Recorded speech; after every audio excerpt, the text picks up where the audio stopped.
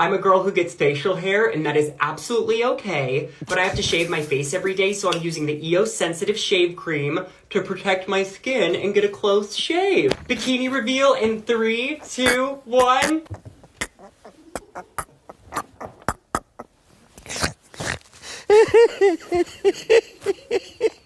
Look at that cat. Look at that cat. It's like Jabba the Hutt. What's going on, everyone? Jeremy here from The Quartering. I hope you're having an absolutely wonderful day. If you're watching this video in the early hours I've released it, I'm live over on Rumble right now, and I hope you'll stop by and join me. But Dylan Mulvaney, out of work, begging for jobs after the brand destroyer cost Bud Light its #1 position in the United States, an untold tens of billions in market cap and hundreds of millions of dollars in sales for one 60-second ad on Instagram. It truly is amazing.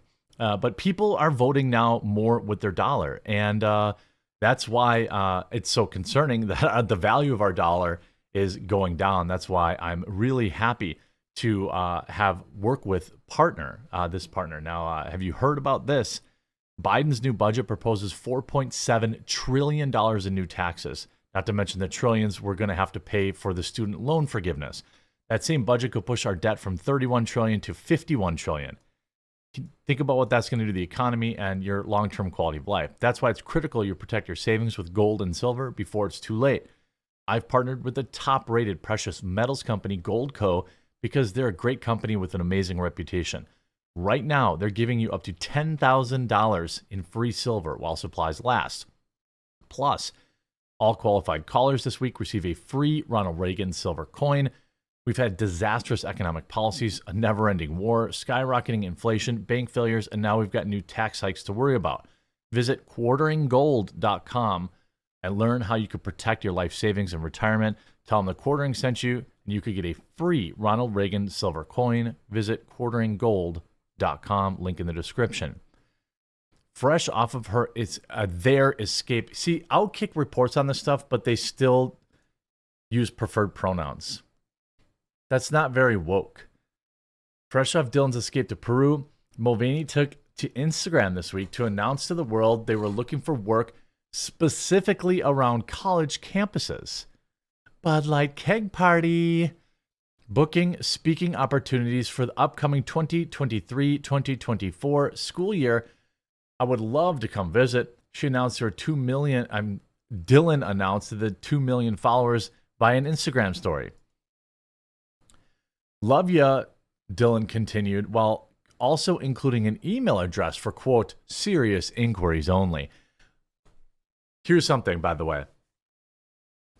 The email address is fishy. This could be a honeypot. This could be, here's a public email address, people who will email them heinous stuff, insane stuff, and they're going to spin this into a PR piece. Mark my words. Be careful.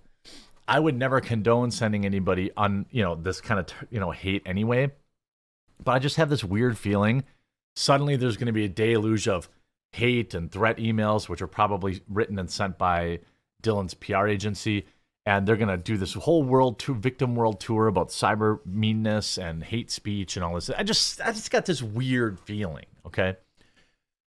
Sounds like a great opportunity for any college out there looking to make a splash this fall.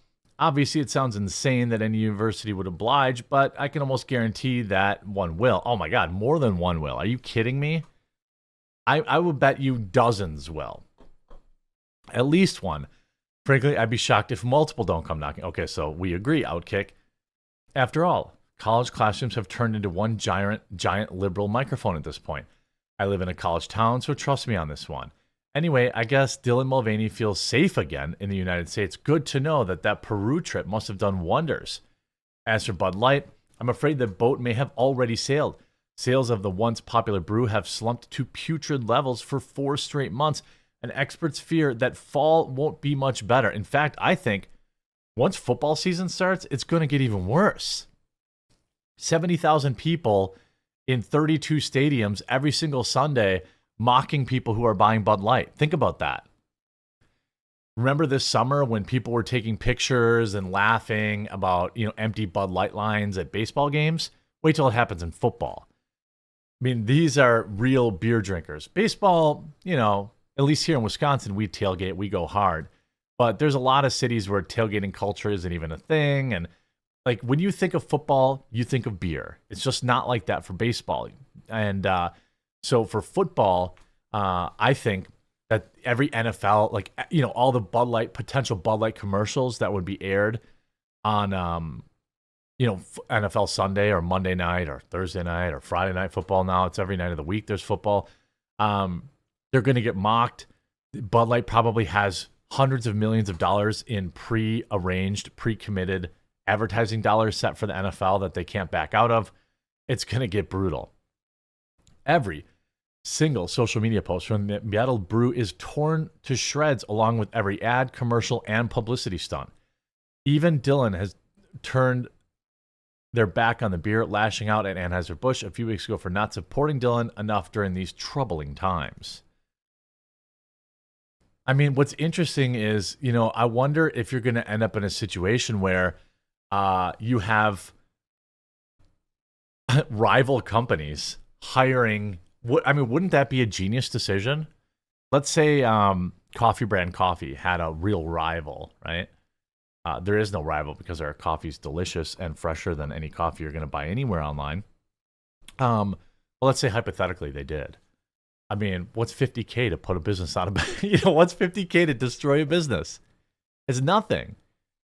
What's $1 million when you're talking about at these sizes? Like you see Dylan looks for work after Bud Light fiasco, markets speaking gigs to colleges. Well, I mean, to me, it's pretty hilarious.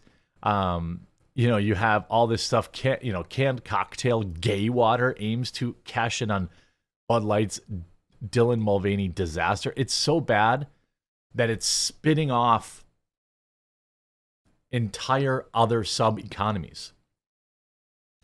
An entrepreneur launched canned cocktail this week called Gay Water that's aimed at LGBTQ drinkers. Great, cool. I think that's a good idea. It's good marketing. Now, if you're stupid enough to buy something just because of who you sleep with, you're dumb. But by the way, conservatives do this all the time. Check out my Liberal Tears coffee or my Kofifi coffee. Liberals do it too. Liberals with their, buying anything to own the conservatives, supporting Hollywood, going to, you know what I mean? Like everybody is subjected to this, but I try to, that's why I called Coffee Brand Coffee and not like Own the Libs coffee or something like that. Non-woke coffee. I could have did a whole like woke up, thing. But anyway, a consumer backlash has called for boycotts of Bud Light and other brands. So the group of people that Bud Light pandered to hates them just as much, and they're spinning off competitors to go after Bud Light's business. Gay Water, which adopts a moniker of gay communities long given to simple vodka and soda cocktail, I've never heard about that, has been inspired by the dubstep to become even bolder about the audience's targeting. Or dubstep.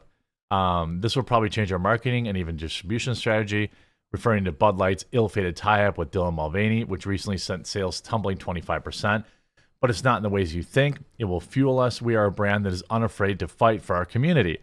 Look, I don't care. But let me just tell you this, by the way, if the stuff's delicious, I got no problem drinking it.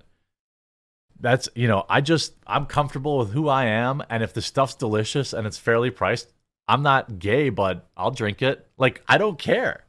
This is how consumers should consume things.